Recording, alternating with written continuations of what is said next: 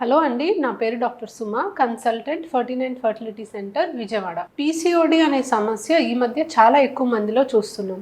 10 మందిలో ఆల్మోస్ట్ 3-4 ఈ సమస్య అనేది ఉంటుంది. పీసీఓడి అసలు ఎందుకు వస్తుంది, దీనివల్ల మనకు వచ్చే ప్రాబ్లమ్స్ ఏంటి అనే దాని గురించి డిస్కస్ చేద్దాం. సో పీసీఓడి అనేది కామన్గా వింటాం కదండి, అండాశయంలో నీటి బుడగలు అని కామన్ టర్మ్స్లో అంటూ ఉంటాము. సో చాలాసార్లు నీటి బుడగలు ఉన్నాయి మేడం, గర్భసంచిలో నీటి బుడగలు ఉన్నాయి మేడం అని అంటూ ఉంటారు.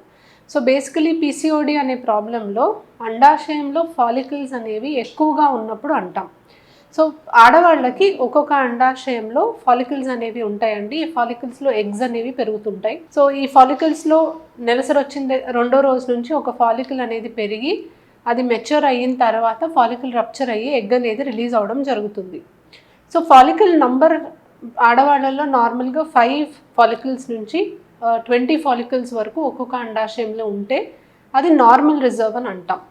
ఎప్పుడైతే ఒక్కొక్క అండాశయంలో 20 ఫాలికల్స్ కంటే ఎక్కువ కనిపిస్తాయో దాన్ని మనం పాలిసిస్టిక్ ఓవేరియన్ మార్ఫాలజీ అని అంటాం. సో పీసీఓడి ప్రాబ్లం మనకి స్కాన్లో చూసినప్పుడు ఒక్కొక్క అండాశయంలో 20 ఫాలికల్స్ కంటే ఎక్కువ ఉన్నప్పుడు చెప్తాం.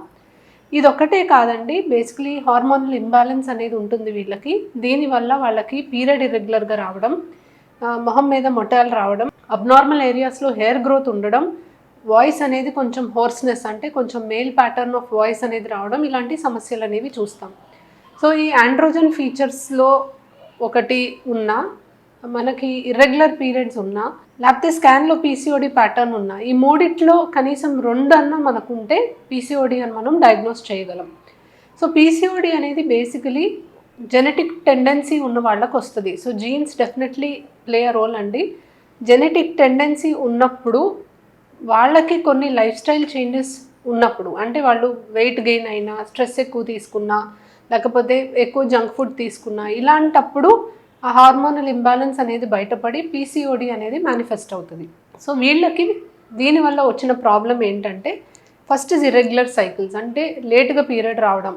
కొన్ని సందర్భాల్లో మెడిసిన్ వేసుకుంటే తప్ప పీరియడ్ అనేది రాదు. సో పీరియడ్ ఇర్రెగ్యులారిటీ ఉంటుంది. దీనివల్ల వాళ్ళకి ప్రెగ్నెన్సీ రావడం కూడా ప్రాబ్లం ఉంటుంది. సో రెగ్యులర్ పీరియడ్ వచ్చిన వాళ్ళకి ప్రతి నెల ఎగ్ పెరిగి రిలీజ్ అవుతుంది కాబట్టి ప్రెగ్నెన్సీ వచ్చే ఛాన్సెస్ అనేవి బెటర్ ఉంటాయి. బట్ ఇర్రెగ్యులర్ పీరియడ్ ఉండడం వల్ల ప్రెగ్నెన్సీ వచ్చే ఛాన్స్ కూడా తగ్గిపోతుంది.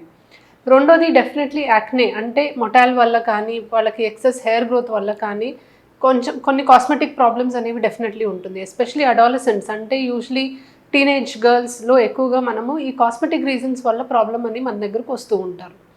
సో ఎక్కువ శాతం ఇలా పీరియడ్ రాకుండా 2-3 మంత్స్ అలాగే పీరియడ్ రాకుండా ఉండి అప్పుడు పీరియడ్ వస్తుంది అన్నప్పుడు ఈస్ట్రోజన్ అనే హార్మోన్ ఎక్కువ ఎక్స్పోజర్ ఉండి ఫ్యూచర్లో వీళ్ళకి గర్భసంచి క్యాన్సర్ రావడానికి ఛాన్సెస్ అనేవి ఇంక్రీజ్ అవుతుంది. అండ్ కొన్ని మెటబాలిక్ ప్రాబ్లమ్స్, అంటే ఫ్యూచర్లో షుగర్ రావడం కానీ, లేదా హార్ట్కి సంబంధించిన ప్రాబ్లమ్స్ రావడానికి కానీ ఎక్కువ ఛాన్సెస్ ఉంటాయి. సో పీసీఓడి ప్రాబ్లం ఈజీగా గుర్తించవచ్చండి. మీకు ఇర్రెగ్యులర్ పీరియడ్స్ వస్తున్నాయి, లేటుగా వస్తున్నాయి, మెడిసిన్ వేసుకుంటే తప్ప రావట్లేదు, లేకపోతే అబ్నార్మల్గా మొటాలు రావడం కానీ, హెయిర్ గ్రోత్ కానీ ఉంటే డెఫినెట్లీ ఒక డాక్టర్ని సంప్రదించండి, స్కాన్ చేయించుకోండి, తగ్గ ట్రీట్మెంట్ తీసుకోండి. Thank you.